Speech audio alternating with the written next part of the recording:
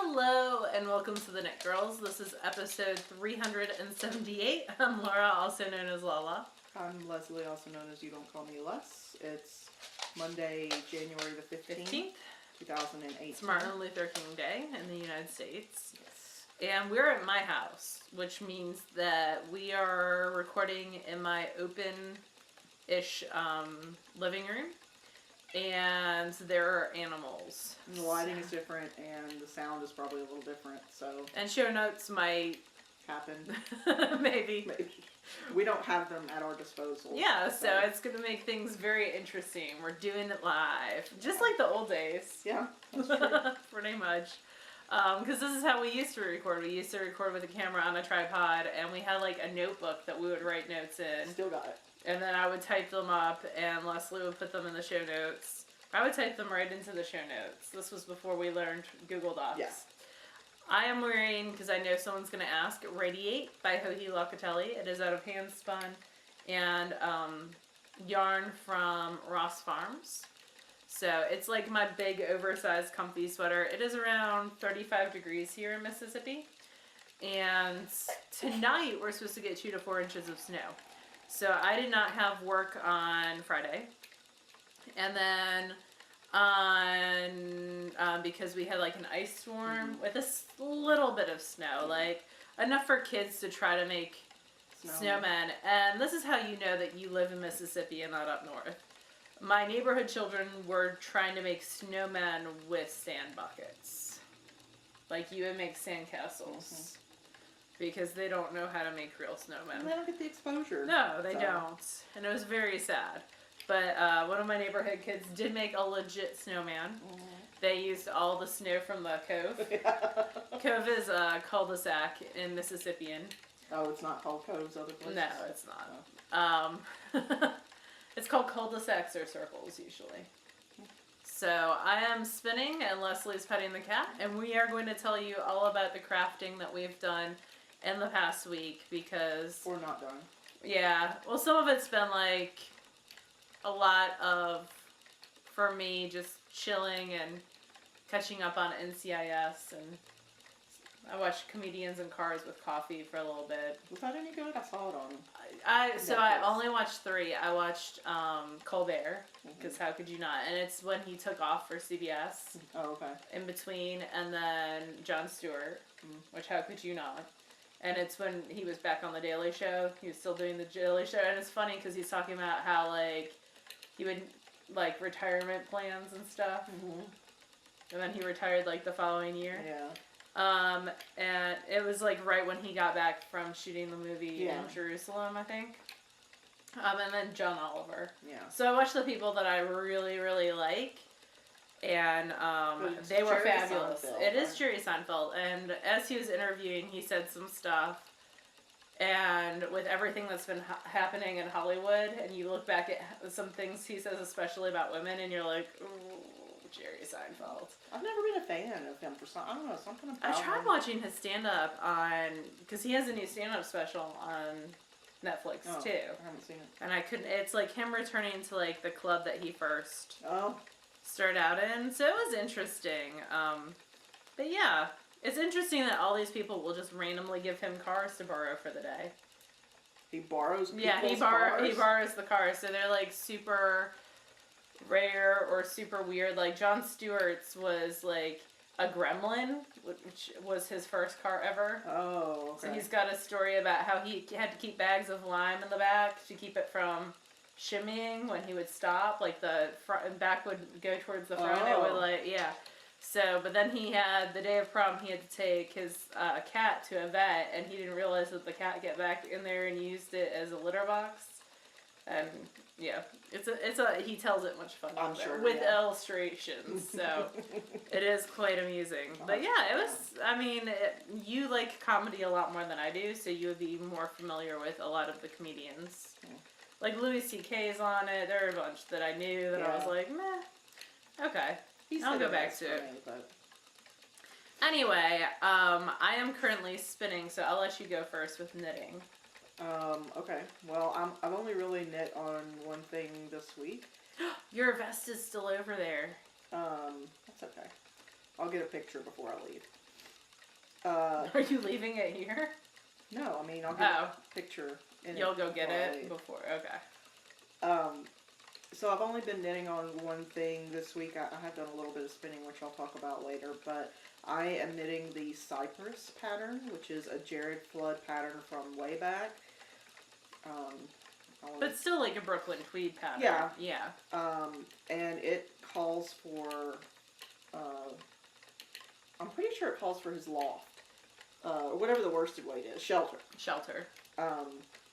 That's a pretty color. That's not shelter, This is not shelter. This is actually, and so shelter is a worsted weight, but what I have is Queensland's Kathmandu Aran. Oh. So it's actually a heavier weight yarn, which explains why I got fewer stitches to the inch than what the pattern calls for, which required a little bit of math, and actually reading the pattern rather than thinking you had read the pattern. Oh, so to steal from to purloin doubly from the Knitmores, you had a knitting attacks when you were at my house Wednesday night. So for some, he uses this tubular bind or cast on that in the process of working through the cast on, you actually double the number of stitches. And I had decided I was just going to substitute a German twisted cast on for the ribbing at the bottom because I just didn't care that much. And always good. So I was just taking the number from the beginning part of the cast on rather than actually reading through and realizing that during the process of the cast on, the stitch counts change. So that caused some internal drama, and I was whining about it at knit night. Well, how small it was, and then we had to like sew her swatch. She had started, and you had gotten a couple inches in of the ribbon, and it was like 13 inches wide. And she's like, "This is not going to fit me. Like this wouldn't fit Eloise. Like it just wouldn't work. This would barely fit Humberto. Yeah, like it is very small." And so everybody kept saying, "Are you sure? Are you sure?" And so I finally went back and read it again, and I was like, "Oh, yeah, that's why." Jared Flood actually does know what he's talking about. All the time. So this is the cake. I've just started number 2. I have 5 total to make, to use. And it says to go until 14 inches for my size. And that puts it ending too high for my liking, like too high on the hip. So I'm going to take it down to 17 at least, possibly longer. And I wonder if you should have cast on more if you're making it longer though, because it's got to go over your booty. I don't know. Huh. If it doesn't fit me, it'll fit somebody. We'll find out. So maybe instead of doing like 17, maybe do like 15. So it's not going quite as far down. Maybe. I'll have to go back and look at my measurements that we took for the Amy Herzog Make Wear Love site because they're still in there. I still use those all the time. So we probably should remeasure. I've got about 15 inches or so now. So I'll probably knit another inch or two and then do the increases for the sleeve because it has a dolman sleeve. So you increase out about 5 or 6 stitches on either side. Oh, I thought it was a vest. It is. Oh. But you only go out just a little bit. Okay. And so you end up with a slight, not really a sleeve cap, but it goes over the edge of your shoulder. Okay. I like the finished look of it. So I'm not making any modifications for the back except for the length. The front I am going to modify because the underarm and V-neck start at the same point. And so we have a blending board sitting out. And it's in a bag. It's in a bag. It's in a felt bag, but it's like sitting loose. And this is why you should never have fiber equipment now. Is Purl is like hitting it with her nose and going, "Oh!" And then she'll hit it again and she'll go, "Oh!" A blending board is got the same kind of teeth that a drum carder does. So it's called carding cloth. Yeah, they're little metal tines, which if you touch them flat with a little bit of pressure, it doesn't hurt. But when you just put your nose up to one, if you hit them at an angle or you're not expecting it, it is kind of a shock. So It's only out because I'm taking it home with me. Yes. Laura doesn't usually leave it out. She's not neglectful about her pets. No, usually it's in another bag underneath the desk. So. In another room. In another room that animals are not allowed in. Yeah. So that's really the only thing that I'm working on. Says Humberto as he moves towards that room. He's like, whatever. Because it's open right now. I'm out. I'm outie 5,000. So knitting. Knitting. That's the only thing you have. It's the only thing I've got that I'm working on. Wow. I also have not been working on a ton of stuff. I've been working on 2 things, basically, and one of which I just cast on. So I did cast on a new pair of socks. I'm knitting them from the top down. And they are on, what are these? Chagu Haya interchangeables. And wait, no, Chagu is the red. Okay. They've got the red. Yeah, they are Chagu, because I can see the little case from over here. So these are their sock interchangeables. They go down to like 00 and up to 1s, I think. I'm using the 0s. This is Vesper Yarn and Joyful Noise. It's in one of her new bases, right? Yes, it is. Hold on one second. And this is what it looks like in the cake. And Vesper is one of our January self-striping knit-along people. It is, and she's also vending at SSK this year. So it is on a base that is superwash wool and 25% nylon. And it's superwash wool, but it feels more like a Corriedale versus, here you feel, versus like a merino, which I love. Yeah, it does feel a little hardier. So it's a little bit more... toothy? Yeah, but not like in a bad way, right. Just like in still an awesome soft way. Enough to wear next to the skin. And also, like, it's a little bit thicker than her old yarn. So, like, I can knit on 0s, and I cast on 60 stitches because I had this much tail left. You're like, that's enough. And because it is a little bit thicker than what I normally use, I usually do 64 stitches. So I figure that ½ inch will probably make itself back up. And I can always increase that after the ribbing. You could. Or you could give it to somebody else if it doesn't fit you. Oh no, these aren't for me. These are really pretty. And they were a Christmas colorway, so this will give me Christmas socks for next year. And this is living in a Fat Squirrel pigeon bag. So just a little bit. And I'm knitting top down. I think I'm going to use Susan B. Anderson's Afterthought Heel pattern. That she has, because she does things a little bit differently than I do. The smooth operator? Yes. And I've knit it once before. I'm either going to do that, or I'm going to do the one that has the double gusset on the bottom. Oh, okay. That's the Turtle Purl. Yeah. So one or the other. So Turtle that Purl has gotten a little bit of work. What's gotten the majority of the work and stress and drama is my sand cardigan. The real name of this. Quicksand? Quicksand, yep. And it is Heidi Kermayer? Yes. And so the body got totally done. That was the dog. That was my dog. That was not one of us making a rude noise. That was the dog groaning. Well, she's growling. It's other people. Oh, the waterman's out.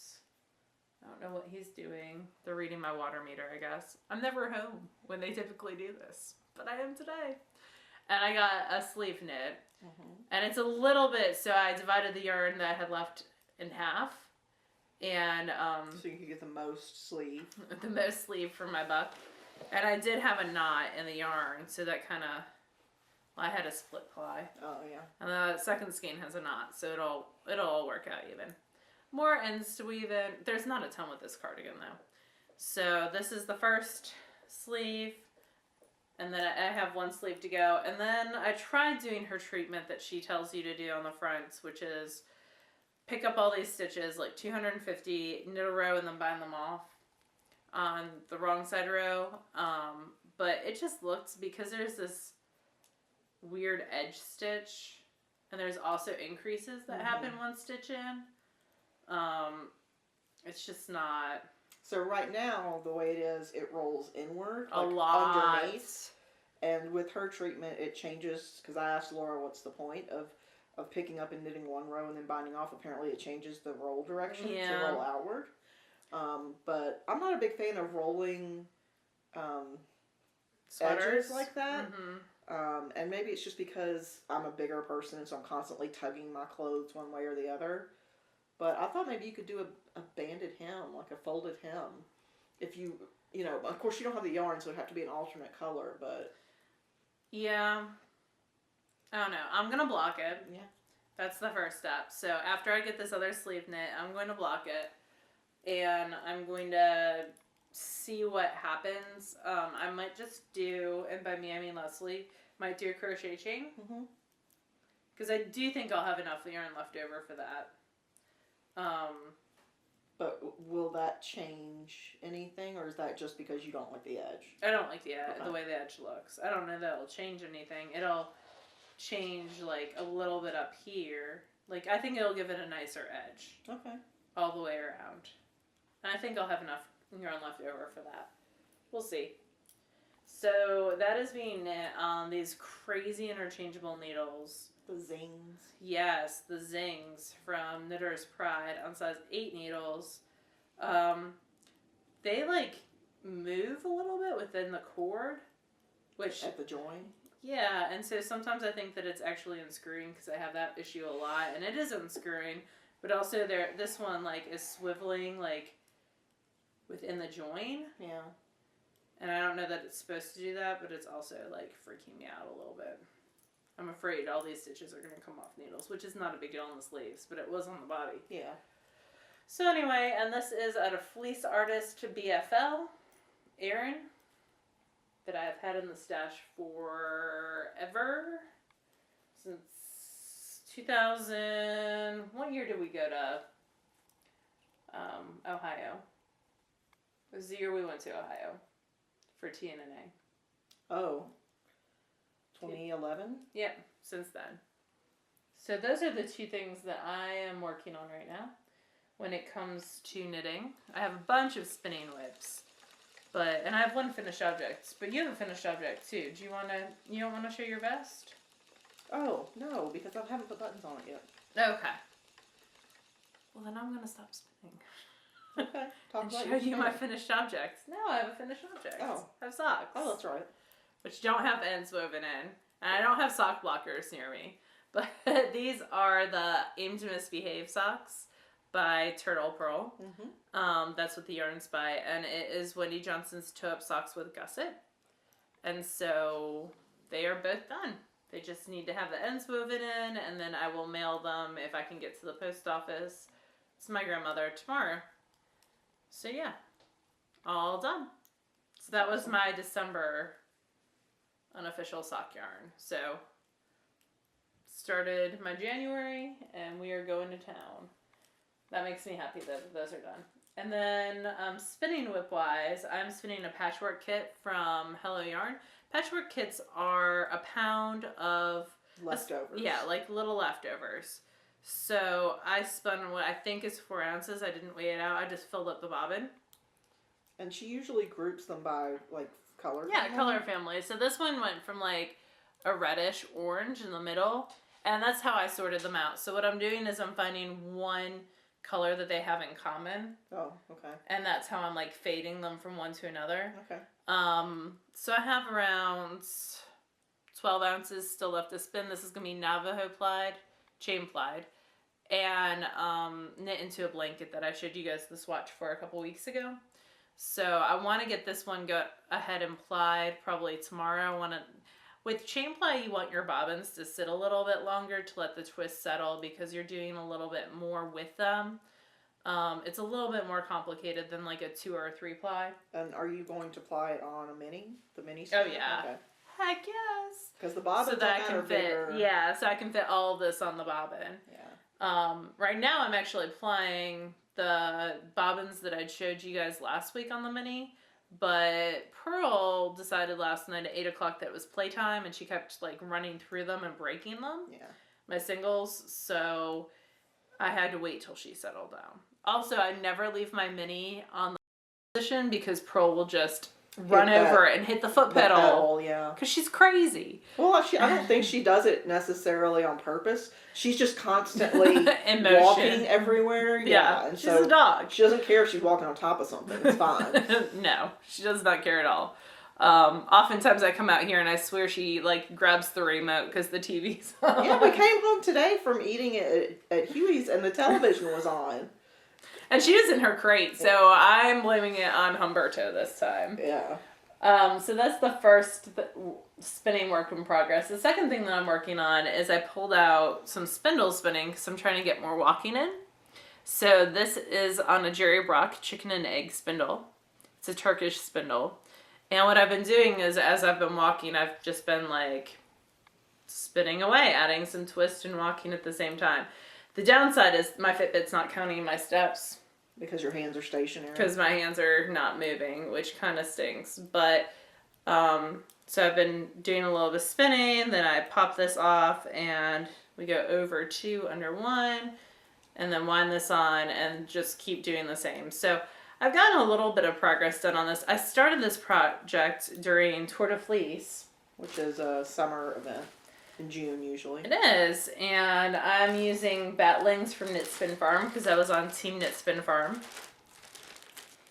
And I love these batlings. They're really cool. They're black blended with colors. So this is Knit Spin Farm, and these are 3 ounces of colors and shadows. I wish I had bought 2 sets. And it's Angelina, Merino, Polworth, Sari Silk, Shetland, Silk, Silk and Oil, and Targhee.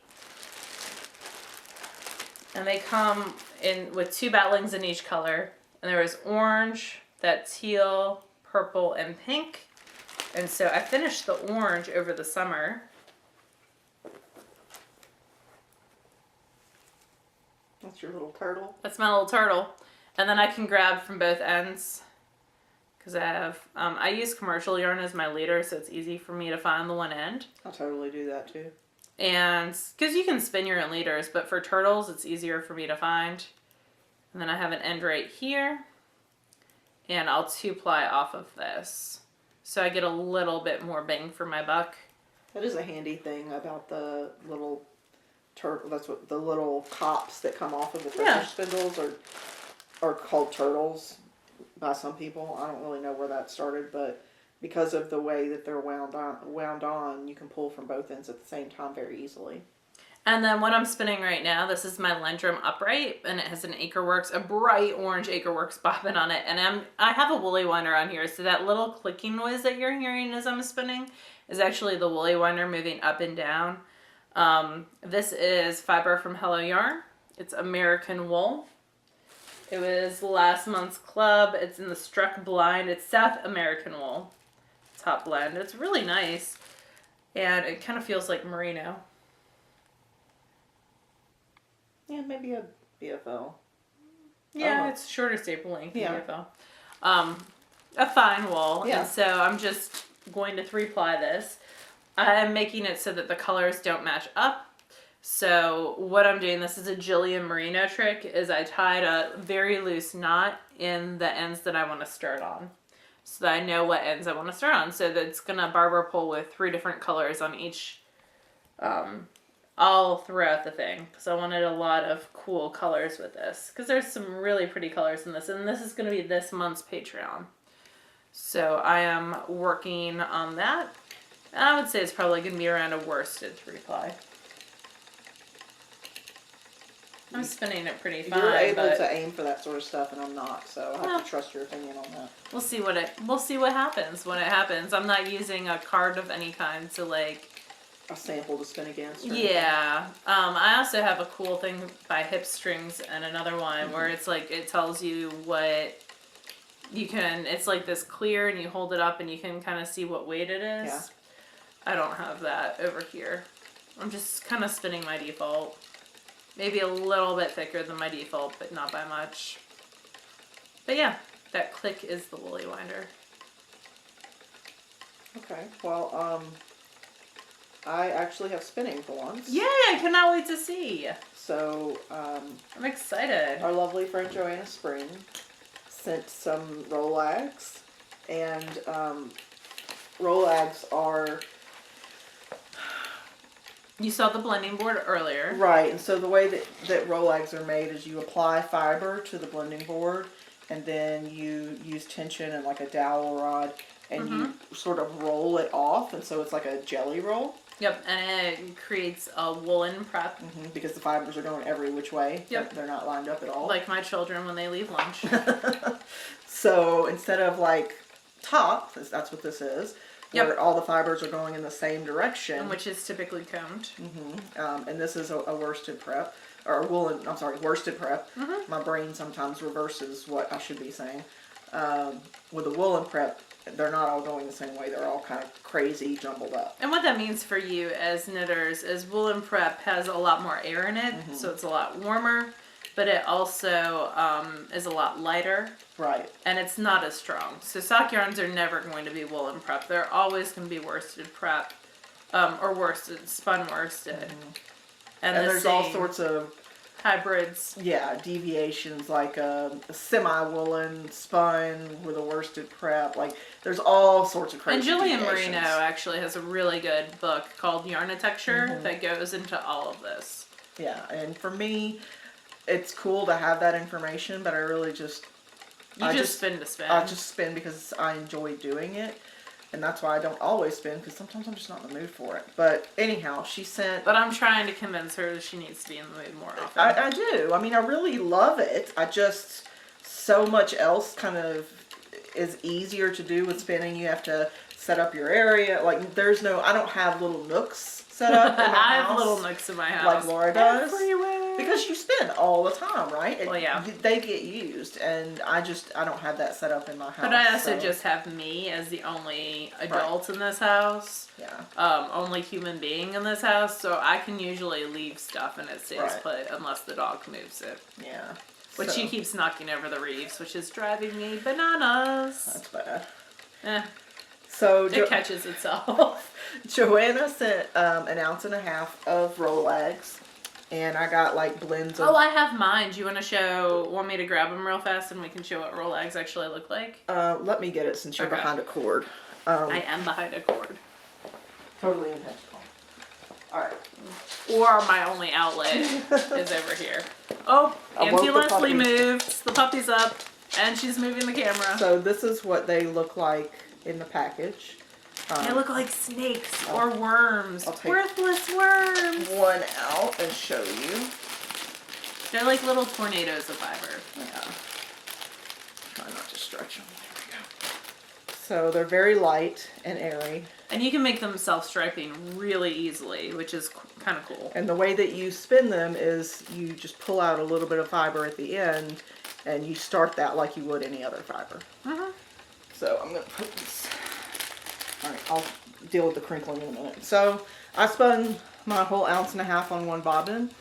I spun it on the flat iron. Pearl's trying to be helpful. Spun it on the flat iron. And I got, for me, it's pretty thin. Can you see her nose? I don't think you can. Yeah, she's all up in my business. So, I haven't decided what I'm going to apply it with. Because I really want to get some decent yardage out of it because I'm happy with it. So I'll either thread ply it or find another Joanna Spring. Maybe a bat? A bat. You could do a 3-ply if you did a bat. You could split the bat in half. And turn it into Rolex just so it's spun the same way for me. Or you could use the natural fiber that she sent. Yeah, but I just feel like that would mute this more. Or you can take my Rolex.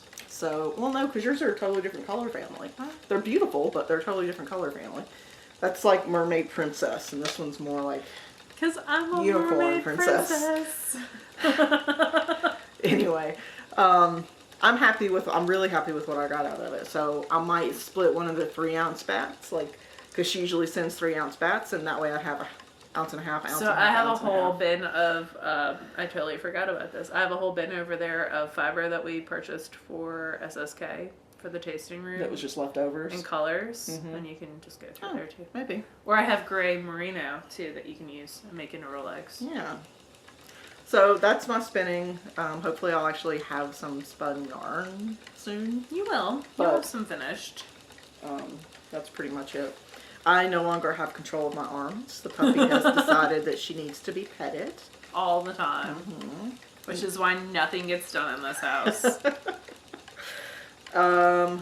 let's see, for books, I read a new book by Amy Kaufman that came out called Unearthed, which is sort of a young adult science fiction. And nothing really happened until the very end, and it was left on a cliffhanger. So, and that book had just come out, so the sequel won't be out for ages. Ooh, the new Alana Andrews got pushed back. It's supposed to be March. It's not, I mean, it's the 10th book in the series. It's the last book. Oh, Kate Daniels? Yeah, and they want to do it right. And so instead of it coming out in March, it's going to come out in August. Not a big deal. When's the new Innkeeper coming out? That's the only one I care about right now. Although The Edge is a good series. So Innkeeper is the serial's coming out right now. So you can read the chapters of the Innkeeper for free. They're split into half chapters, and they release one a week usually. And so they just finished part 1 of chapter 2. So it's going to be a while. It's probably going to be 2-3 months. Yeah. Oh well. But Leslie doesn't like reading things as serials. I don't mind. I need the whole thing at once. Sometimes I'll reread like the chapter before I go into the current chapter. But it doesn't bother me. And then they make it all pretty and fix any errors that they have, and then they publish it as a Kindle ebook. The cool thing is, this was their last Kate Daniels book with that publisher, so that fulfills their contract for their publisher, so they can self-publish, they can do a lot more on their own now.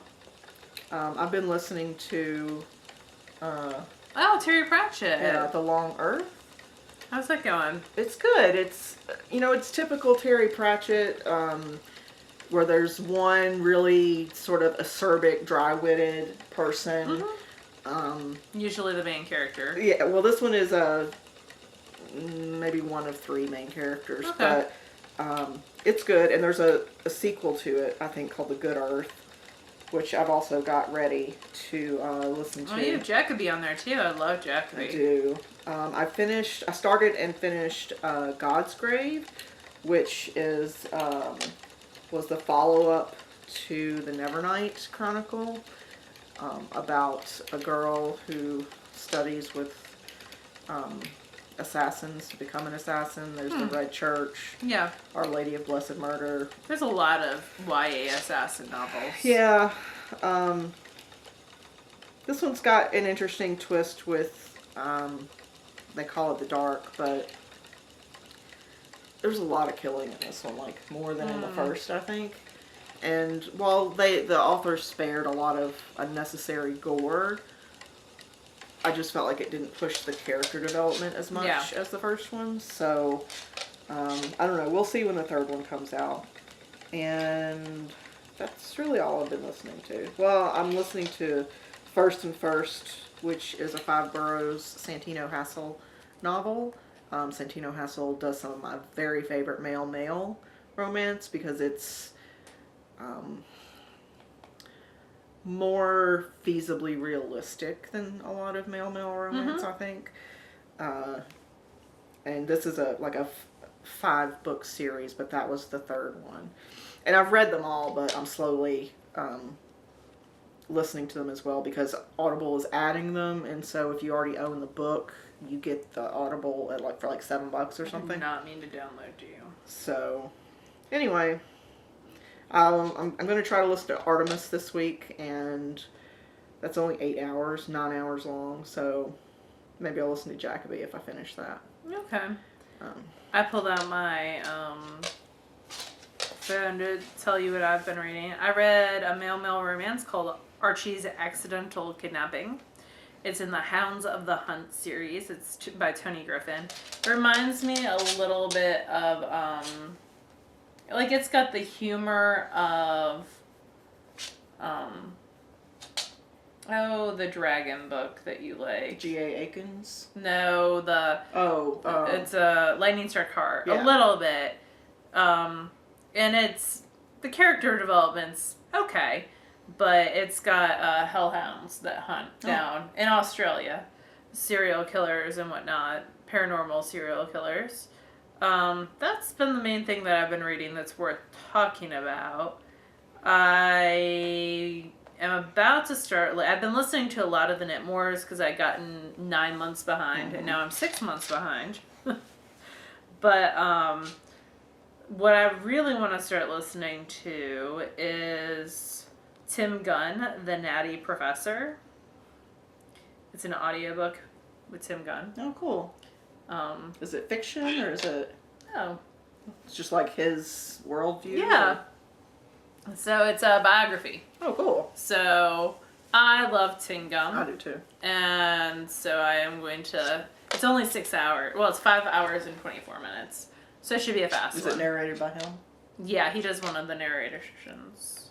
The other one is Ada Calhoun. So, yeah, we'll see how it goes. So that is it for me. I should be reading kids' books while I've been off so much, but... You can read kids' books in a library sometimes. Well, this month is pretty crazy because I have research projects going on with 6th grade, so the whole 6th grade's doing research projects. Plus, it's alligator month. Oh, baby alligators? Baby alligators are coming at the end of this month, so that, Do you want a baby alligator for a buddy? Yes. You want a baby alligator? That could be very interesting for everyone, especially if it was warmer out and the baby alligators were more active. Yeah. One of my favorite pictures of Laura is her in this pink fleece. Well, it's kind of a purpley pink fleece hoodie, and she's just holding this little baby alligator, just a big old grin on her face. I try to take a picture every year. I think I've only done 2 out of the 3, but I've held the baby alligator every year. It always reminds me of the Happiest Millionaire, which is a very old, terrible Disney musical. I'll check your word on that. It's so good. It's based on a true story of this millionaire in Philadelphia who kept alligators, but he actually pioneered a lot of the like hand-to-hand combat methods used in World War I. So it's during World War I, and his daughter, so they're old money, and his daughter is marrying a duke from North Carolina, which is more new money. Okay. So there's that whole old new money conflict. I didn't know that there were dukes in America. Like Duke, like think like Duke University. Oh, yeah. Yeah. But they weren't actual dukes. No, that's their last name. Okay. I mean, they could have been dukes at one time. I don't know. I don't think we ever had a what do they call that? All I can think of right now is oligarchy, aristocrats? And that's not it. Yeah. Well, we didn't, like, they weren't, but when the United States was first colonized, there were people who had higher level titles come over and get property from the crown. But once the U.S. government, system, once the U.S. government, I mean, we're talking pre-1776. Yeah. But anyway. I'm very busy fluffing puppy hairs. As you should be. She's going to be very sad when you leave because Mommy's not going to do that for the rest of the day. I don't do this to my dogs that much either, so. They're not as in my face about needing attention. Aww. Although when I come into the bedroom, if Buffy's on the bed, she usually immediately goes belly up and just stares at me.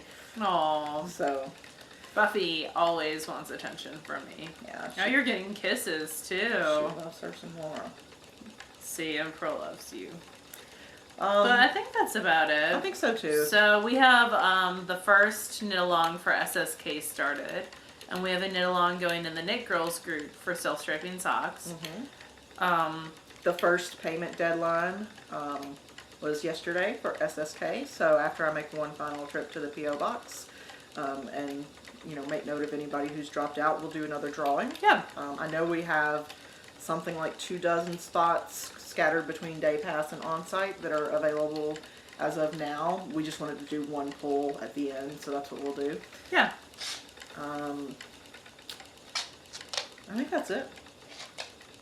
Sounds good. So you guys have a lovely week. We'll talk to you again next week. Bye, y'all. Bye.